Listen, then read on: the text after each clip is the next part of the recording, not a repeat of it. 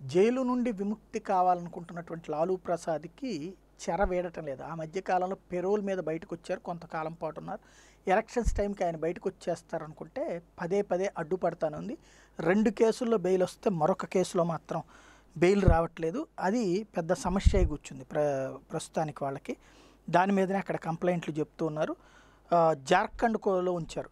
ఇక్కడే గనక బీహార్‌లోనే ఉంచితే ఆయన పట్టు దానివల్ల అక్కడ రాచమర్యాదలు జరుగుతాయి, లేదా విప్లవాలు కూడా నడిచిపోతాయి. అలా క్రియేట్ చేయగలిగిన శక్తి లాలు కొడుకు కూడా ఉందన్నటువంటి నేపథ్యంలో లాలూ ప్రసాద్ యాదవ్ బెయిల్ పిటిషన్ని తిరస్కరించింది జార్ఖండ్ హైకోర్టు.